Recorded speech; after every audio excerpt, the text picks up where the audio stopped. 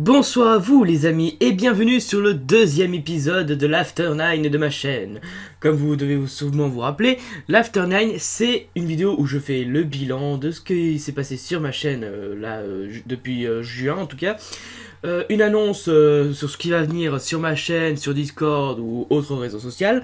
Et également la célèbre FAQ que je pense vous adorez tant.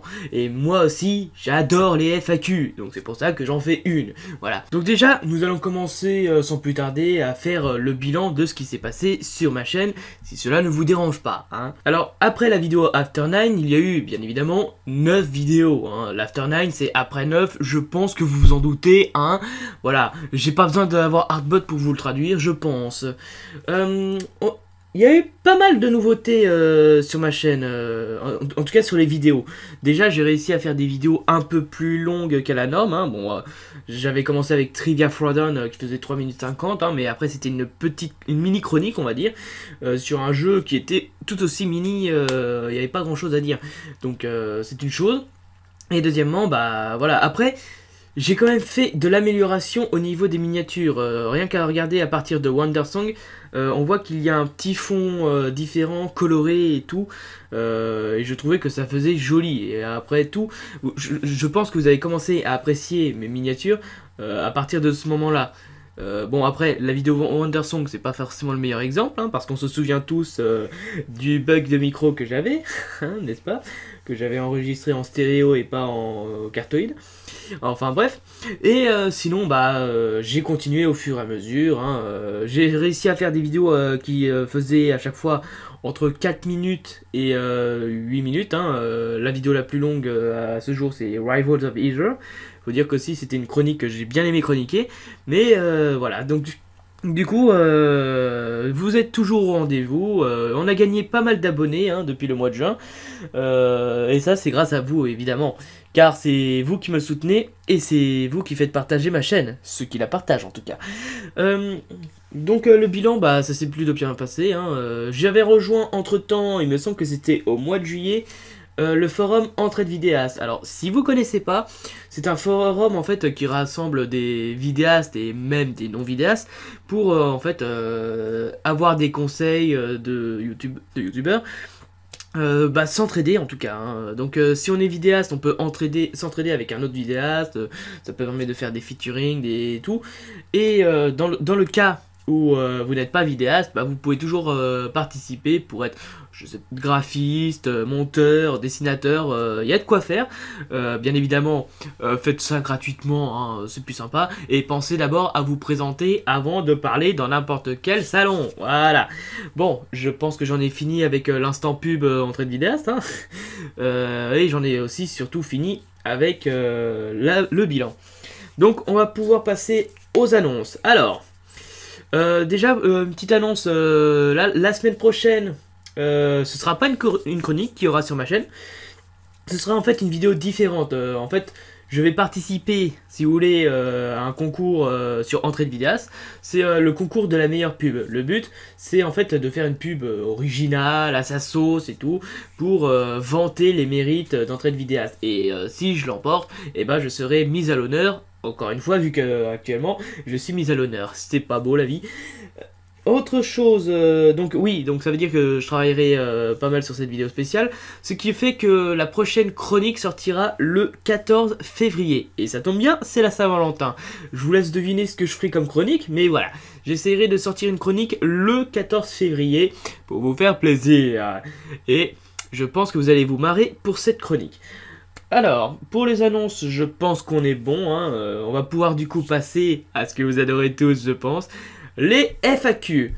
Alors, les FAQ ont, enfin les questions, pardon, excusez-moi, les questions ont directement été posées sur le Discord. Si vous n'avez pas rejoint le Discord, il n'y a pas de lézard, le Discord se trouve en description, et puis vous pourrez participer à la prochaine série de FAQ de l'After 9 dans 9 chroniques, voilà.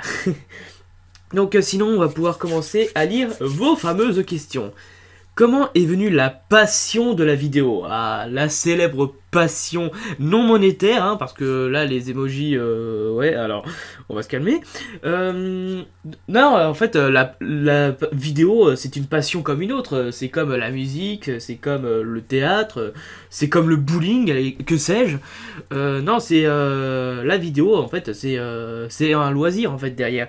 Ça me fait plaisir d'en faire, j'aime en faire, et puis ça permet derrière de m'améliorer.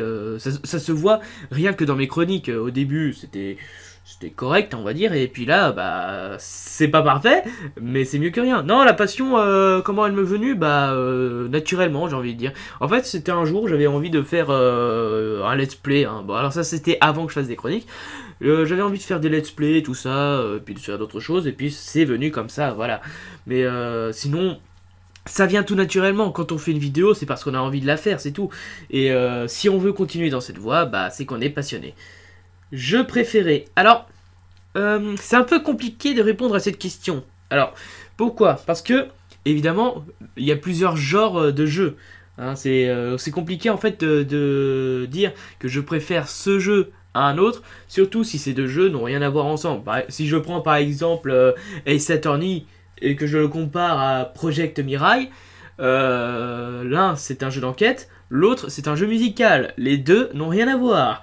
Donc en fait il faudrait que je dise à chaque fois pour chaque genre quels sont mes jeux préférés. Bah, pour les jeux musicaux c'est comme j'avais dit Project Mirai. Pour les jeux d'enquête, bah, les Ace Attorney. Après c'est un peu en compétition avec la série des Danganronpa. Meilleur jeu de combat, enfin jeu de combat préféré, Smash Bros, hein, évidemment, le Ultimate. Puis après, meilleur jeu de course, alors c'est Genzo. Alors, si je me rappelle bien, c'est Genzo Skydrift. C'est un jeu de course en mode Mario. Une fusion entre Mario Kart 8 et Mario Double Dash. Double Dash, oui, yes. Et c'est en fait avec des personnages de tout, et ça peut être sympa. Et en plus, il y a de la bonne musique.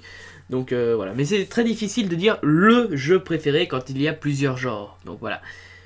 Qu'est-ce qui t'a donné envie de faire des vidéos sur YouTube et pourquoi les chroniques? Comment est-ce que tu vis ta vie de youtubeur? Alors au départ j'avais pas commencé avec les chroniques comme j'avais dit précédemment, j'avais commencé avec des let's play. Donc évidemment j'avais envie de faire ça, au départ c'était pour le LOL, le let's play, tout ça. Puis ensuite il est arrivé une phase où bah j'avais envie de faire quelque chose de différent. C'est en fait je voulais tester plein de trucs pour voir ce qui me convenait. Alors j'avais fait des vidéos à la con, j'avais fait une vidéo avec des blagues, c'était de la merde hein, au passage. Hein. Je vous mettrai en description si j'y pense la fameuse vidéo. Comme ça vous pourrez la regarder. Et voilà. Et puis j'avais envie de faire. À un moment j'avais fait des chroniques, sauf que ça plaisait pas beaucoup et c'était un peu merdique. C'était la phase où j'étais en facecam. Et puis à un moment j'avais envie de reprendre avec le concept d'avoir le chibi qui me représente. Et de faire ce que j'aime, voilà. Et comment je vis ma vie de youtubeur? Bah sans emploi, hein, sans argent. Donc voilà, donc là c'est plus du temps libre, hein, YouTube. Alors ça fait quoi de se faire humilier par un perso low tier sur Ultimate? Toi, je pense que tu vas l'avoir aussi ta maintenance. Et penses-tu un jour arriver à 1000 abonnés? Bah ça dépend de moi évidemment, mais ça dépend également de vous. Si vous aimez partager mes vidéos, partagez-les, faites-les découvrir. Et avec ça, de but en blanc, les autres feront partager et on arrivera peut-être à atteindre les 1000 abonnés. Si c'est un objectif qu'on peut atteindre, moi franchement je serai content. Donc ça me ferait énormément plaisir qu'on atteigne ce palier.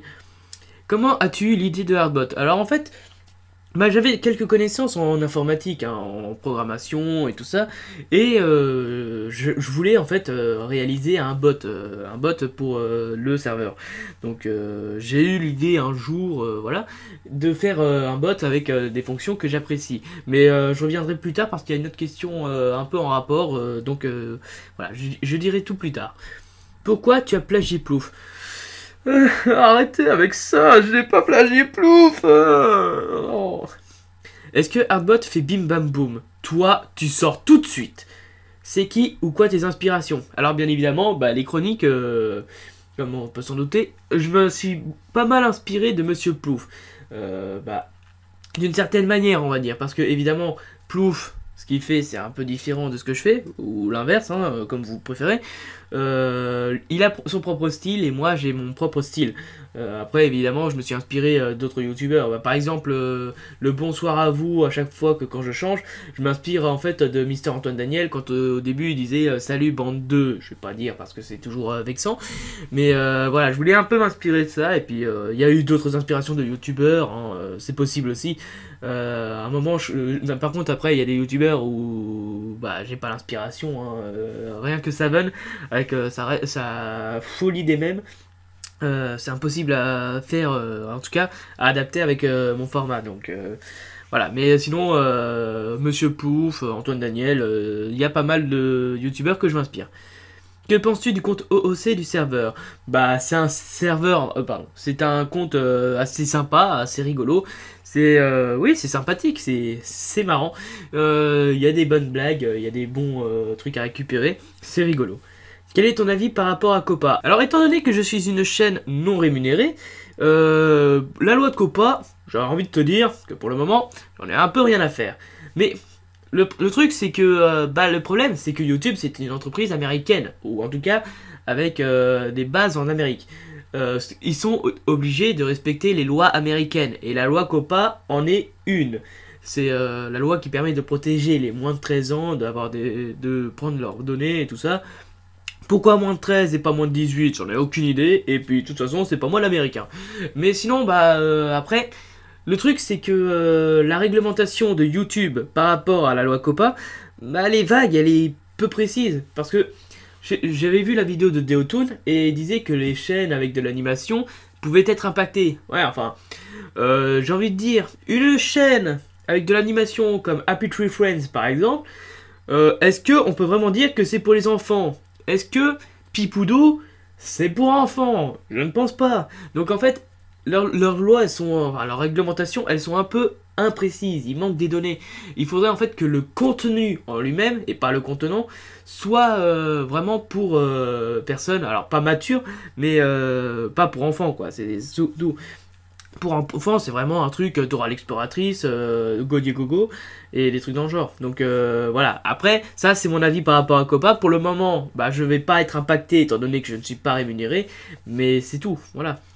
Des chaînes YouTube à recommander, collaboration possible avec Bob Lennon, Monsieur Pouf, Savon, Mister Flèche, puis d'autres chaînes qui font des critiques, des chroniques. Il y a par exemple aussi, si vous aimez bien les nouvelles chroniques, il y a Matt Production qui a lancé sa chaîne, si ça peut vous intéresser. En tout cas, il commence à démarrer les critiques de jeux vidéo et tout, et principalement des jeux rétro. Donc si ça vous intéresse, allez le voir, ça peut être sympa. Collaboration possible avec Bob Lennon. Alors, possible à condition que je sois bien populaire, hein. Voilà, il faudrait que j'ai une certaine montée, il faudrait qu'un grand youtubeur, comme Bob Lennon par exemple, me fasse une grande pub et tout, mais ça me paraît impossible. Tu comptes donner une voix à Artbot? Alors c'est pas en projet, parce que le truc c'est que je veux pas utiliser des logiciels de modification de voix pour par exemple me donner une voix de robot et tout ça. Le truc c'est que c'est un peu compliqué à faire.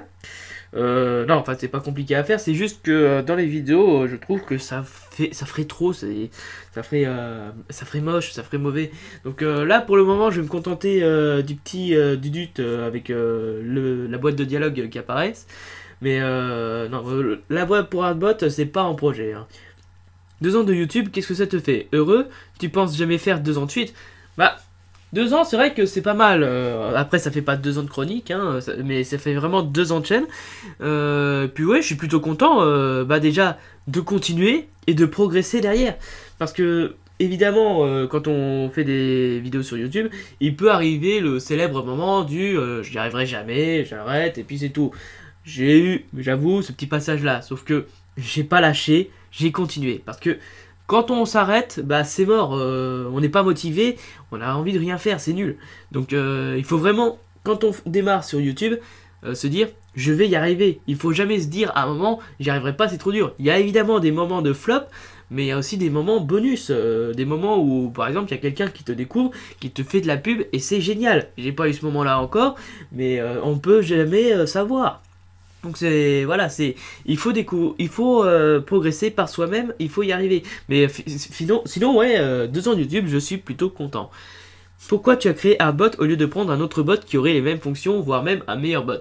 Alors, évidemment, Arbot, hein, je considère pas comme le bot parfait, hein, il y en a des mieux, mais j'avais envie en fait d'avoir un bot plutôt personnel, un bot qui était commun à ma chaîne et à mon Discord.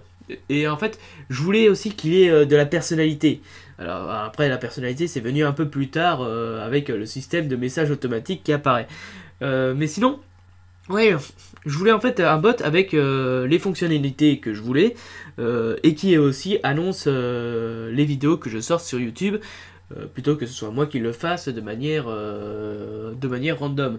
Je voulais en fait, si j'étais pas là pour l'annoncer tout de suite, qu'il y ait un bot qui le fasse à ma place et qui le fasse précisément parce que les autres bots YouTube, les autres bots qui utilisent des fonctionnalités de YouTube, souvent ils envoient les vidéos 2 à 3 jours, non, je déconne, je rigole, mais ça peut être envoyé 2 à 3 heures après, et voilà. Mais sinon, mis à part ça, je voulais un bot qui ait de la personnalité, qui soit simple d'utilisation, et que tout le monde puisse apprécier, et la preuve, vous l'appréciez de plus en plus, vu que vous arrêtez pas de poser des questions dessus.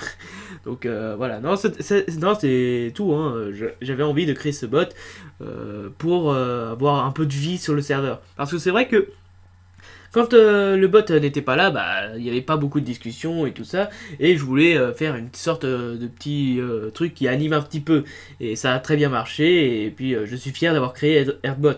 D'ailleurs, je vais peut-être l'améliorer ce week-end. Ah ah, spoiler. Penses-tu que ta chaîne a un bon futur? Bah écoute, moi, le futur, c'est pas moi qui le construis tout seul, comme je l'avais dit. C'est avec vous que je peux le construire. Et c'est sur... En fait, c'est pas YouTube, enfin, c'est pas ma chaîne qui grandit. C'est la communauté qui va derrière. Donc, si la communauté grandit, la chaîne grandit. Donc, plus la chaîne sera connue, et plus elle aura un meilleur futur. Jusqu'à peut-être atteindre la monétisation que tout le monde a envie que j'ai et tout ça. Mais non, voilà, c'est tout quoi, j'avais pas grand chose de plus à dire. Mais non, ma chaîne a un bon futur, oui. Si je fais pas de bad buzz, normalement, ça devrait bien se passer. Mais bon, je suis quelqu'un de sympa, je vais pas faire de bad buzz, on est d'accord. Clin d'œil, clin d'œil. Plus arme blanche ou arme à feu dans les jeux vidéo? Bah ça dépend du jeu, hein. Par exemple dans Fortnite, ce serait plus arme à feu, c'est logique. Mais dans les jeux de combat style RPG, bah arme blanche. Voilà, en fait ça dépend du jeu et du contexte. T'as des jeux où t'as besoin d'avoir des armes à feu parce que ce sont des jeux de guerre, et t'as des jeux où t'as besoin d'armes blanches parce que ce sont des jeux médiévaux, des jeux fantasy, tout ça. En fait ça dépend en fait de l'univers. Donc plus armes blanches ou armes à feu dans les jeux vidéo, bah les deux à la même proportion. C'est tout, il faut des jeux de guerre, il faut des jeux médiévaux, il faut de tout, il faut de la variété. Si c'est que arme blanche, ça sert à rien, parce que, enfin, c'est pas que ça sert à rien, c'est que du coup ça a plus d'intérêt, je veux dire. Et si c'est que arme à feu, bah pareil, hein, il faut en fait, en fonction de l'univers, choisir quoi. Si tu veux faire un univers dans la guerre, bah ce sera arme à feu, hein, peut-être même arme blanche avec des poignards. Mais si c'est dans le médiéval, arme blanche et puis des canons par-ci par-là. Voilà, c'est tout. Et bien c'est tout pour aujourd'hui, hein. J'ai répondu à pas mal de questions. Et bah c'est... je sais pas comment conclure. Non, je voulais vous dire du coup à la semaine prochaine pour la vidéo spéciale. Et puis à dans 3 semaines pour la nouvelle chronique qui va arriver. La nouvelle série de 9. Et je vous dis à la prochaine pour de nouvelles aventures. Ciao!